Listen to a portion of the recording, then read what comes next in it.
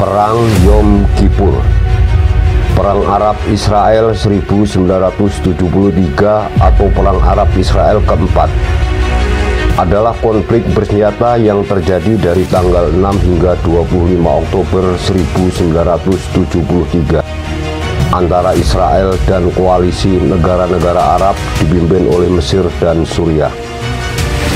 Mayoritas pertempuran antara kedua belah pihak terjadi di semenanjung Sinai dan dataran tinggi Golan, yang keduanya diduduki oleh Israel pada tahun 1967 atau setelah perang 6 hari.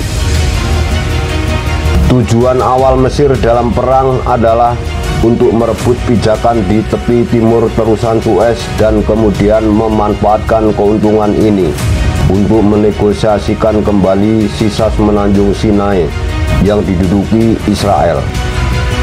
Dan Suriah menginginkan kembali penguasaan atas dataran tinggi Golan.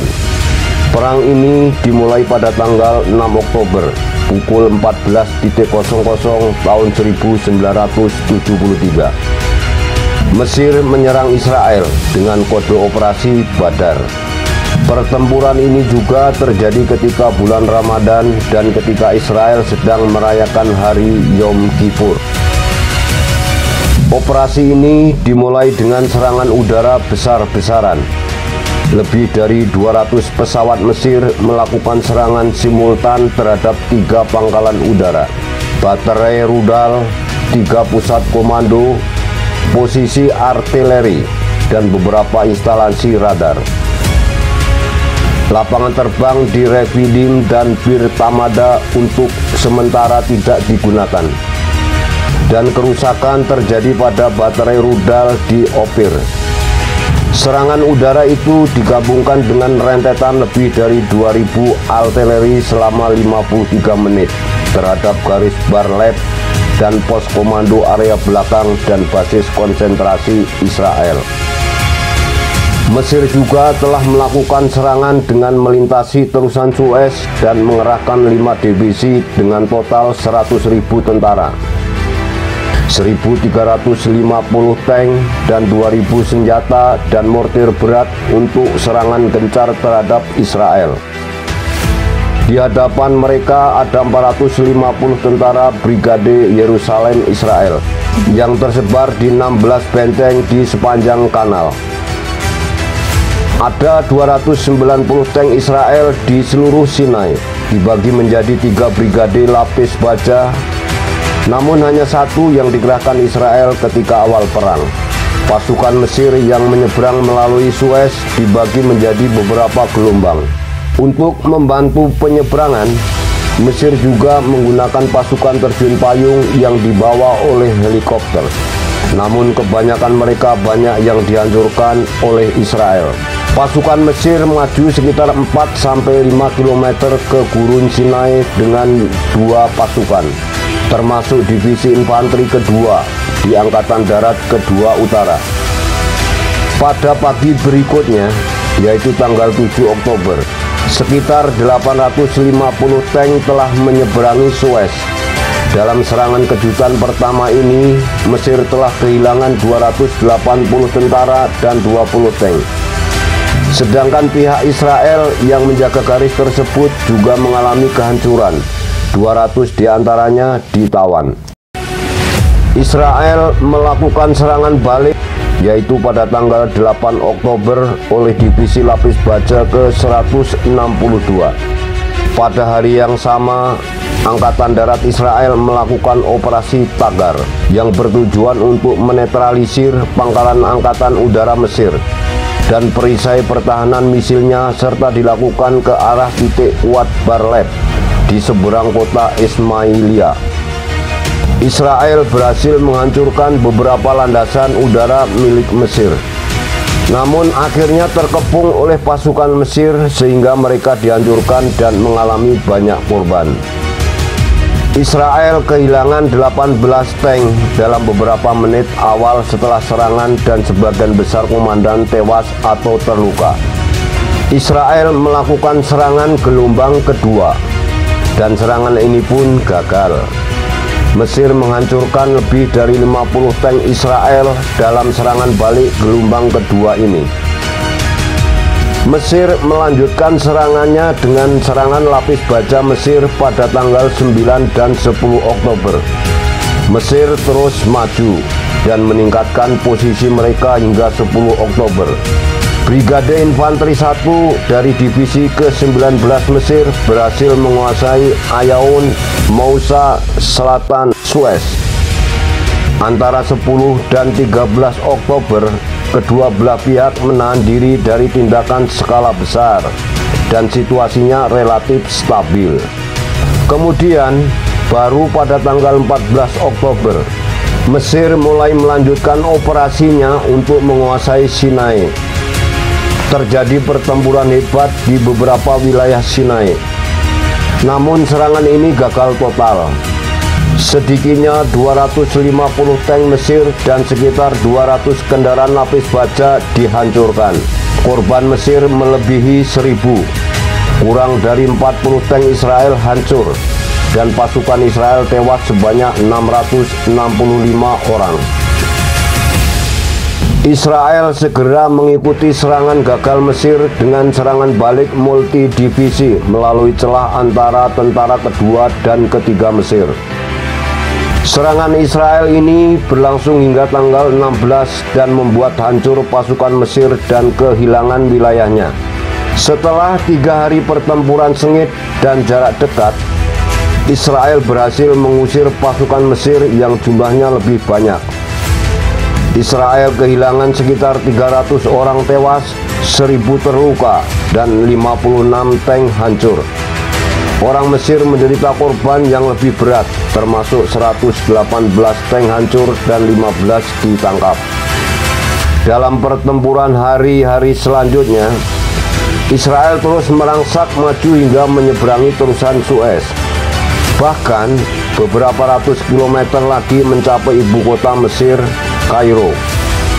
Hingga akhirnya diadakan gencatan senjata dan perjanjian perdamaian antara Mesir dan Israel. Dengan diadakannya perjanjian tersebut, berakhirlah pertempuran di front Sinai.